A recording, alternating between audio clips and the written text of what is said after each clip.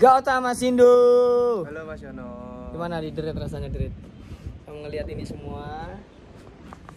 Asik kayak ya? Kamu pertama kali sini oh? Iya ini baru pertama. Pertama kali kamu kesini?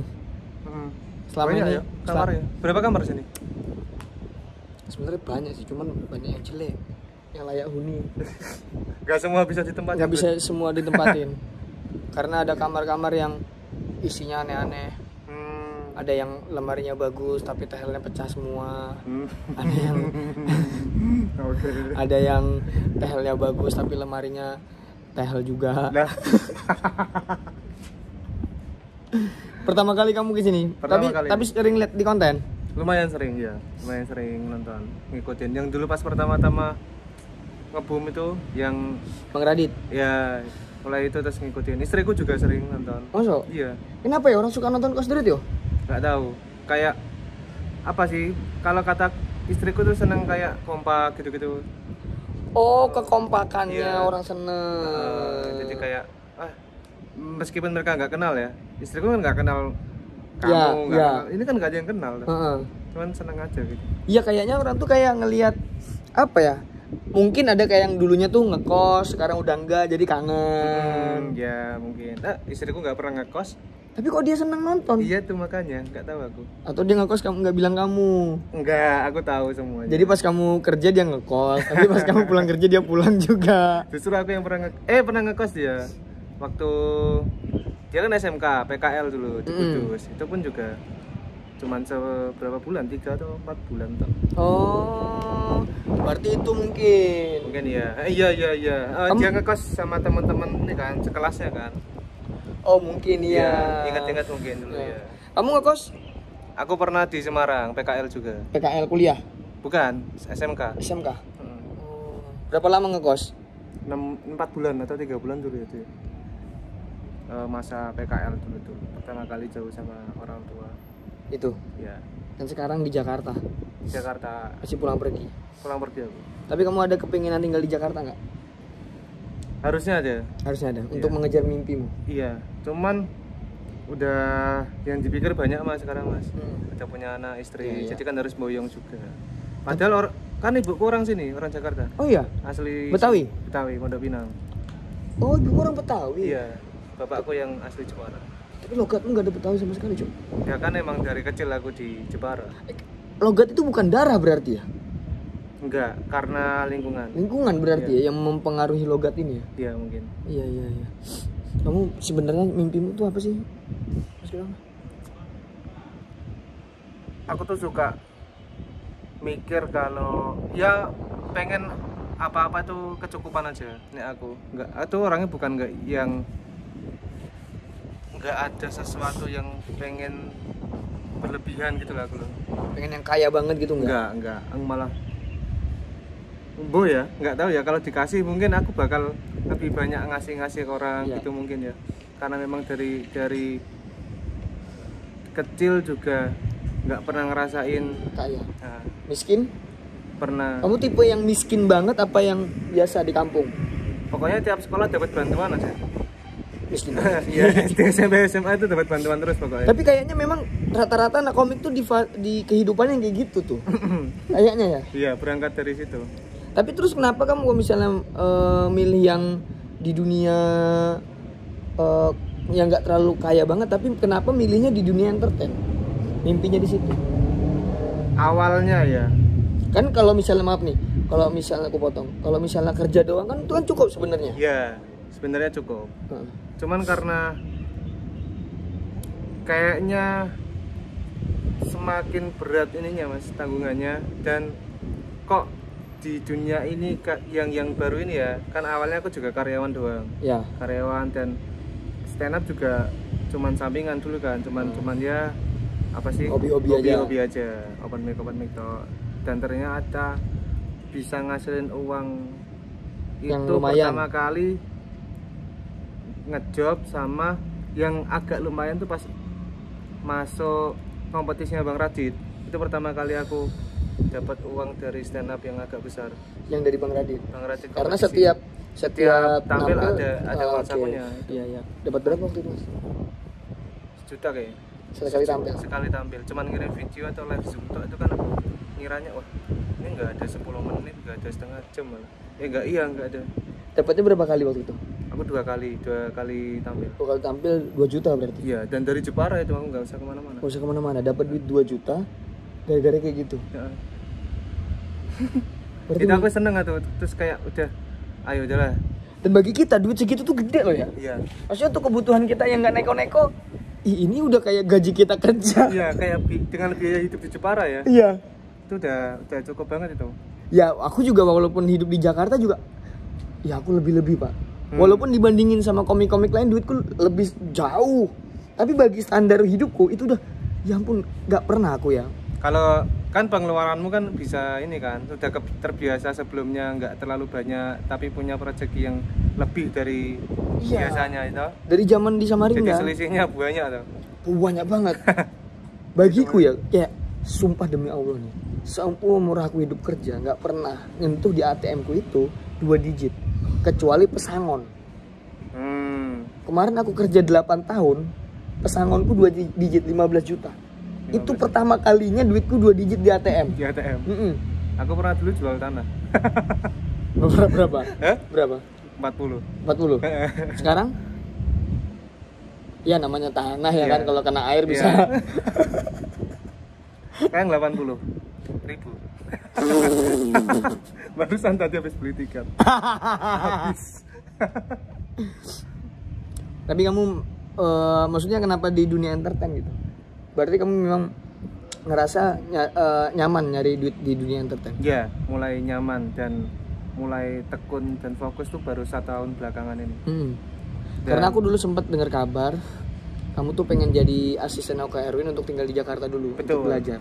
Pernah coba itu sampai nyari-nyari kerja di sini buat tadinya ya kalau kan dikabarin itu kan baru setelah aku coba nyari kerja di Jakarta. Kan pengenku punya kerjaan yang settle tapi tetap bisa skena stand up di Jakarta. Ya. Nah awalnya itu udah dapat aku masuk sekali tok. Sekali habis itu aku balik karena harus ngurus dokumen-dokumenku banyak di Jepara. Ya. Ternyata nggak boleh. Oh, makanya kamu nggak jadi. Kan biasanya kalau habis interview kan biasanya selang berapa hari gitu kan. Ternyata enggak, besoknya langsung disuruh ini dan dikasih waktu cuma 3 hari buat ngelengkapin dokumen. Nah aku nggak bisa. Mengaku ninggal anak istri juga, belum bilang kalau ternyata langsung disuruh masuk kerja. Aku izin sama ininya, atasannya, Mbak ini kalau aku pulang dulu gimana? Ambil dokumenku. Terus katanya kamu ini baru pertama kali masuk kok langsung izin ya. Udah gini aja, pokoknya aku mau nggak mau aku balik.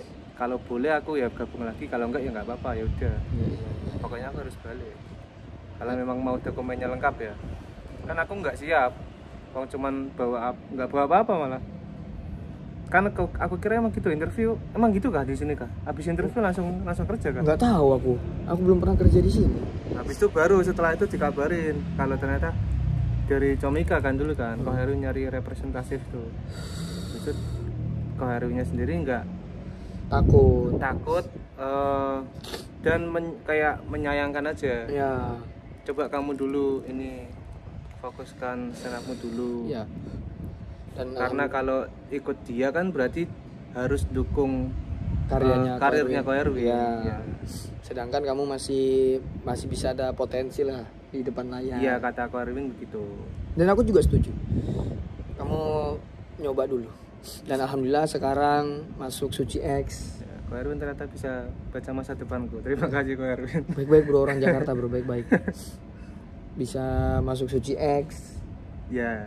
Masuk ini finalis aku Finalis Suci sama X. kamu kan. Ya, semoga panjang Mas Kotama. Amin. Semoga setelah Suci X punya karir. Ya, itu yang penting. Yang paling penting. Karena banyak teman-teman yang setelah Suci gimana ya ngomongnya, takut. Intinya adalah apa ya? Teman-teman yang di Suci itu kalau misalnya ada penampilannya yang kurang, belum tentu nggak lucu. Betul. Dan juga belum tentu yang lucu bisa punya karir.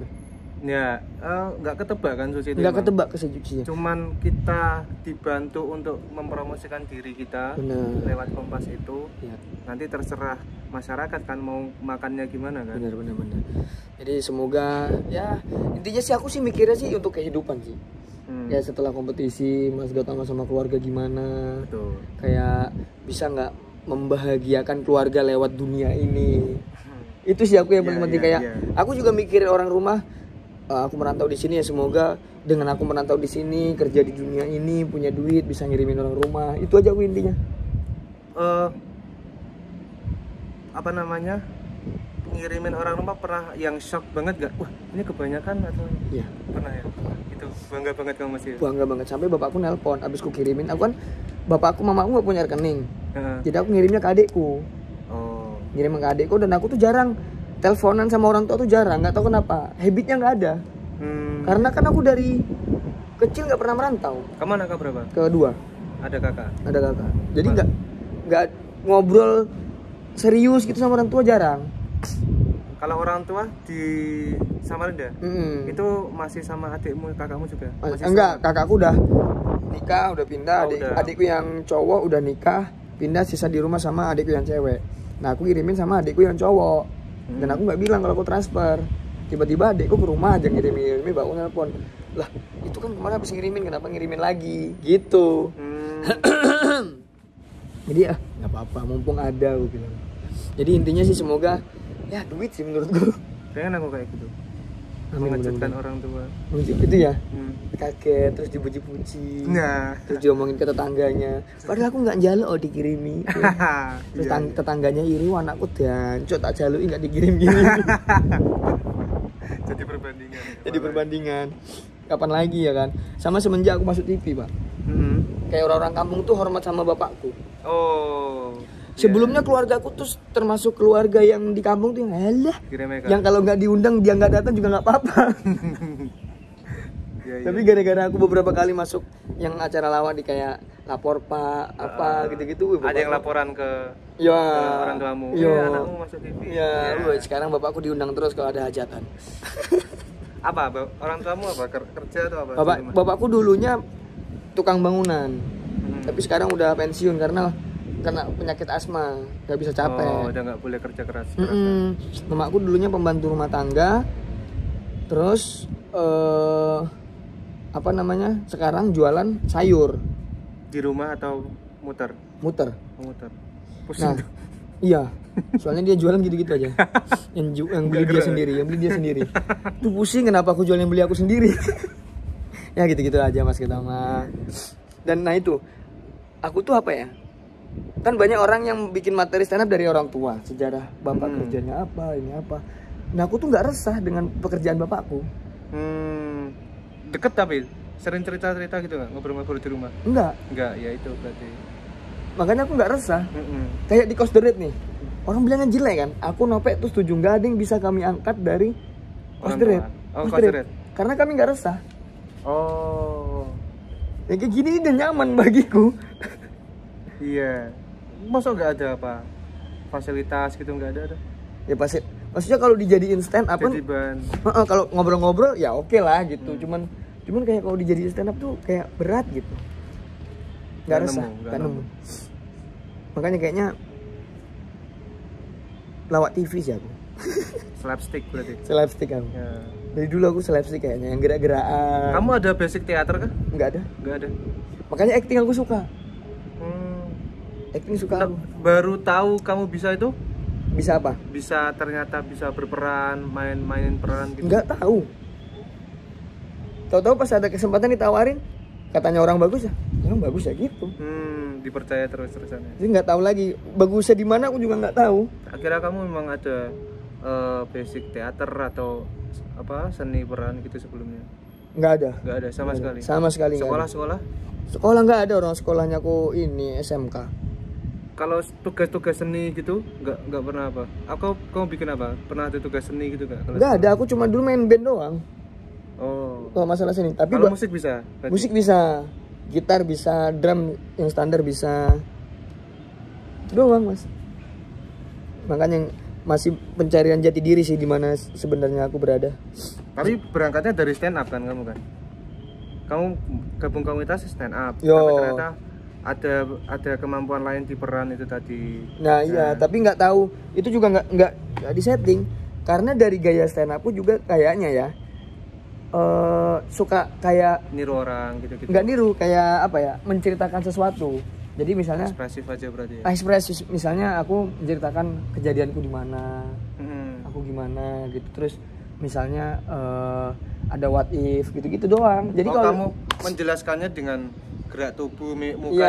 itu lebih ini. Betul. Iya, aku kalau lihat kamu stand up gitu. Jadi Gitu. kamu bangun ininya, teater pemainnya lewat itu. Makanya sebenarnya kalau yang disuruh stand up yang dadur gitu, aku sebenarnya kurang mampu, belum belajar. Jadi ya senangnya kayak gitu, Aku malah justru nggak bisa kayak gitu. yang cerita-cerita gitu. Ceritanya ya verbal aja mungkin ya. Mungkin. Nek. Nah, orang kan ada kapasitasnya masing-masing mungkin kan. Nah, aku tuh suka kayak gitu, misalnya ada orang gitu-gitu, seneng aku. Iya. Yang aneh-aneh gitu, yang ngeliat ekspresi orang pusing itu seneng aku. Oh, terus buat tiru gitu. Kita tiru, misalnya ada orang pusing gimana, terus pusing aku ya gitu-gitu, seneng aku. Bisa kamu ya. Gampang nyerapnya juga ya kamu ya. Iya, kalau misalnya ekspresi. Ya. Tapi kalau verbal aku ngerasa kurang ini di sini. Kosakatanya nggak ada. Perbendaharaannya sedikit. Iya, itu permasalahanku. Kita lihat Mas Gotama ini komik yang ini, apa namanya, dari gaya bicaranya sama kata-kata yang keluar itu kayak nggak sinkron gitu. Mas Gotama tuh kayak penampakan tuh kayak pendiam. Iya kah? Iya, jadi kalau misalnya ngegas tuh kayak, loh orang ini bisa ngegas loh ternyata gitu. Aku tuh pinter loh. Pintar percaya, kan aku ngomong pendiam bukan goblok. Kebanyakan orang goblok malah yang banyak bacot. Orang pintar mah diem. Ya, makasih. Ya, sukses Mas Yono. Ini diupload di mana? Itu kok. YouTube. Oke. Sedikit gak ada yang nonton sih, paling 100-200 orang. Gak apa-apa itu kan. Sama aku kan kerjanya talent sekarang di YouTube gitu. Ya, susah banget emang. Iya. Kayak gitu. Tapi ya mungkin 100-200 orang ini yang bener-bener pengen denger ini. Ya, nanti aku biar orang Jepara juga kenal Mas Yono. Orang Jawa bro. Siapa?